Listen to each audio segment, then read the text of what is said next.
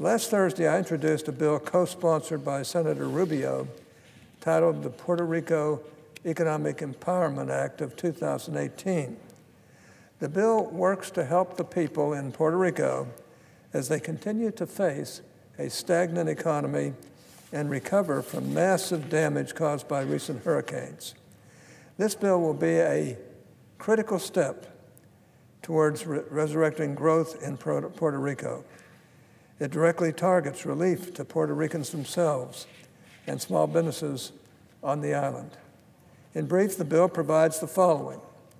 First, the bill provides a payroll tax holiday for employees in Puerto Rico for 2 years, cutting their payroll taxes in half in order to give economic relief to the hardworking people of Puerto Rico who face an economy that has been stagnant and mismanaged for far too long. Second, the bill provides equal treatment with respect to the federal child tax credit for Puerto Rican families with 1 or 2 children. And not just for those who have 3 or more, this will provide more equitable treatment to Puerto Rican families with respect to the federal child tax credit to help families to reduce child poverty. Third, the bill provides greater flexibility for Puerto Rico in various small business administration programs to assist Puerto Rico's small business owners during a time of prolonged economic downturn. Fourth, the bill confronts the longstanding problem in trying to monitor Puerto Rico's economy that stems from lack of inclusion of Puerto Rico in many federal statistics surveys. The bill also calls for the establishment of a federal statistical research data center in Puerto Rico. These and other provisions in the bill follow recommendations of the bipartisan Congressional Task Force on economic growth in Puerto Rico. I had the opportunity of chairing that task force with 4 members from the House and 4 members from the Senate. We also made sure that the task force was evenly split with regard to political affiliation. I know such even-handed bipartisanship and compromise is rare around here, but we were able to do it. And we came up with a 125-page report that made many different suggestions. Not wanting that work to go to waste, Senators Rubio and I have been working hard to craft those proposals into this bill. And I am confident it truly embodies the purpose and bipartisan spirit of that bicameral task force. Although I do not have a score on the bill yet, from previous scores on similar provisions would add up to over $3.5 billion of relief, largely in tax relief to our fellow citizens or fellow Americans in Puerto Rico. Once I obtain an updated score, I will recalibrate the offset accordingly if necessary. In the meantime, the final cost of the bill is entirely offset by redirecting funds from the Prevention and Public Health Fund established under the so-called Affordable Care Act. Redirecting from that fund helped provide offsets for the 21st Century Cures Act and for the Bipartisan Budget Act of 2018, both of which received bipartisan support.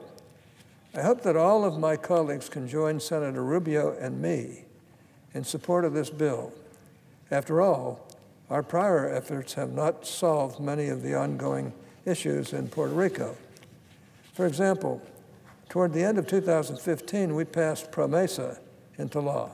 PROMESA was the result of the efforts by the Obama administration officials to share in Puerto Rico's outstanding debt obligations.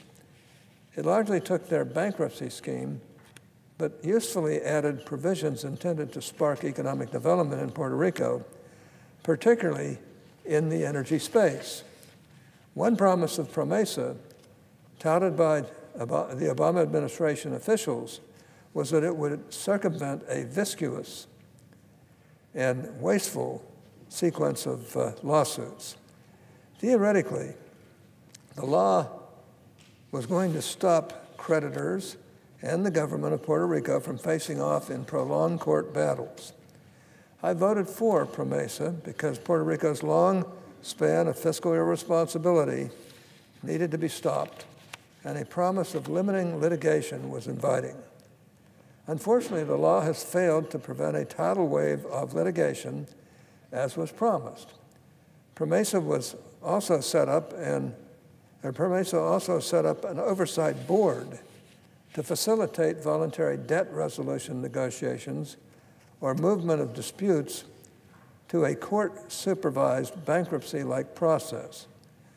The promise of voluntary debt resolutions has not been fulfilled even for a restructuring agreement between creditors and Puerto Rico's power authority called PREPA, which had been agreed upon by both sides. The Oversight Board was also intended to oversee and monitor budgets for the various indebted arms of the government of Puerto Rico.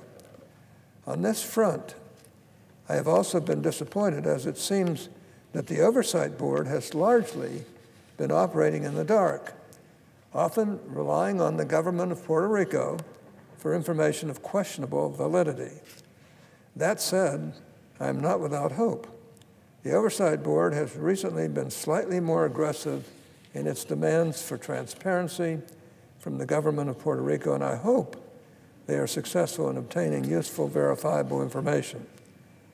However, the government of Puerto Rico has been and remains largely opaque. Mr. President, as just one example, I have asked government officials in Puerto Rico for audited financial statements for nearly 3 years now. Let me repeat that. I have been waiting nearly 3 years for audited financial statements from Puerto Rico. Unfortunately, to the best of my knowledge, the government of Puerto Rico has not provided audited financial information since fiscal year 2014. This is obviously problematic when trying to figure out how to best help Puerto Rico. And this is not a one-off issue. Recently, following numerous claims by government officials in Puerto Rico of severe, even crisis-level liquidity shortages, Puerto Rico finally got around to looking into hundreds of scattered government bank accounts and revealed late last year that it found nearly $7 billion of stranded cash. This is just one of many examples of how disorganized and inconsistent accounting continues to prevail in Puerto Rico, damaging the credibility of the government. But it doesn't end there. There have recently been attempts by the government in Puerto Rico to potentially politicize the Puerto Rico Institute of Statistics. Obviously, this is concerning. In a report by the Congressional Task Force on Economic Growth in Puerto Rico, members of Congress from both chambers and both sides of the aisle expressed that the Institute of Statistics, quote, has emerged as a highly professional, autonomous, and apolitical organization that is bringing greater transparency to economic, financial, and fiscal conditions on the island, unquote.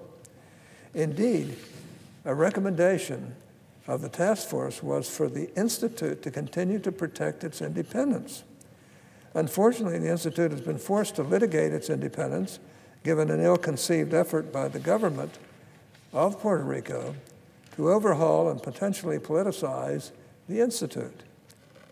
Mr. President, I know that there is bipartisan support for our fellow Americans in Puerto Rico. Indeed, I heard a lot of support by members here on the floor following the devastating hurricanes that hit the island. Some members seemed genuinely concerned, while others seemed more interested in trying to cast doubts on or politicize the disaster response from the federal government led by the administration. Nonetheless, I remain committed to working with anyone from either side to help and support the people of Puerto Rico. However, that work must involve compromise and mutual understanding of each other's concerns, and that has not always been the case, in my view. I've tried to work to provide tax relief to people in Puerto Rico, yet I continue to hear from some, including former Obama administration officials, that I must include access for Puerto Rico to the Earned Income Tax Credit. Mr. President, I have been clear about my concerns that administration of such a provision carries with it many possible problems. as highlighted by a report by the Nonpartisan Joint Committee on Taxation. Moreover, Puerto Rico already had its own earned income tax credit, which it subsequently did away with. It seems to want to resurrect the idea now and have every right and ability to institute such a credit on the island. However, I cannot support the, quote, advice, unquote, from some that I must support a provision involving cutting a big check from the Federal General Fund to the government of Puerto Rico for them to administer such a credit. I also cannot support the views of some in Puerto Rico, including government officials, that they were somehow left out of our tax reform efforts because they did not receive a special carve-out unavailable to anyone else. Subsidiaries of the U.S. headquartered firms that are organized as controlled foreign corporations in Puerto Rico for federal tax purposes were treated the same as similarly situated taxpayers anywhere else. In addition, if being somehow left out of tax reform means that provisions to provide some sort of tax haven status, as some in Puerto Rico asked for, then I think that the proponents of such a view do not understand recent history. In my more than 40 years in the Senate, I have always been a proud advocate of accountability and oversight. That is why I support greater transparency in the Puerto Rican government as well as the Oversight Board. I also support ongoing federal efforts, including those at the Treasury Department, to carefully and closely monitor federal funds provided to Puerto Rico for disaster and other relief. As always, we owe a duty to taxpayers to prudently safeguard their hard-earned dollars from being channeled into inefficient or wasteful uses. These and other reasons are why, in conjunction with Senator Rubio and anyone else here who wishes to join us, I am advocating for the provisions contained in the Puerto Rico Economic Empowerment Act of 2018 that I introduced today. Mr. President, let me end by reiterating that I want to work on a bipartisan basis and in the spirit of compromise with anyone here in this chamber to help our fellow Americans in Puerto Rico. Truly, theirs is an uphill battle as they continue to face many different adversities. That has been the case for years, and I hope we can set our troublesome partisan politicking aside and get to work. With that, Mr. President, I suggest the absence of a quorum. Clerk will call the roll. Mr. Alexander.